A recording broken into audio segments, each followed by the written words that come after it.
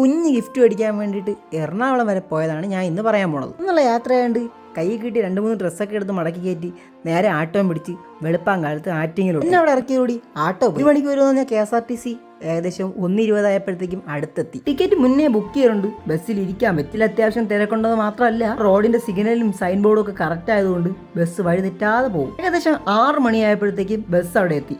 ഇനി നമുക്ക് പോവേണ്ട സ്ഥലം കണ്ടെത്തണം. മാത്രമല്ല നമുക്ക് കാണേണ്ട ആളിനെയും കാണണം. പോവേണ്ട ലൊക്കേഷൻ കിട്ടിയപ്പം ഒന്നും നോക്കിയില്ല, നേരെ നടരാജൻ ബസ് ഓണാക്കി. ഏകദേശം ഒരു 4 കിലോമീറ്റർ നടന്നപ്പോഴത്തേക്കും നമ്മുടെ ആളിനടുത്തെത്തി. ആളിനെയും കണ്ട് കുറച്ചു നേരം കഥയും പറഞ്ഞിരുന്നിട്ട് കിട്ടിയ ബസ്സും പിടിച്ച് നേരെ ലുലു മോളിലോട്ട് പോയി.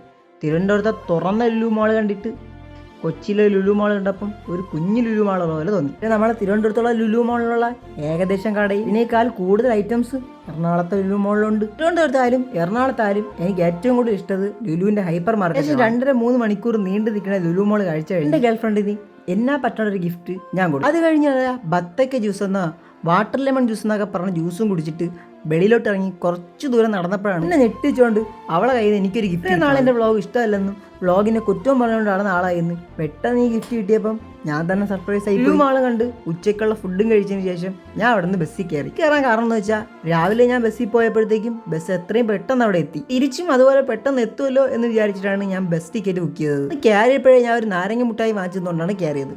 കുറച്ചു നേരം വെളിയിലത്തെ കാഴ്ചയെ കണ്ടിരുന്നു, ഉറങ്ങിക്കൊണ്ടിരുന്നപ്പോഴത്തേക്കും രാത്രിയായി. ഞാൻ കരുതി സ്റ്റോപ്പ് കഴിഞ്ഞ് പോയി കാണും. പക്ഷേ ബസ് കൊല്ലം വരെ എത്തിയതേ ഉള്ളൂ. ഏകദേശം 7 മണിക്ക് അടുത്ത്. കാര്യം എന്ന് വെച്ച് കഴിഞ്ഞാൽ ഈ റോഡ് പണികളാണ് പ്രധാന കാരണം.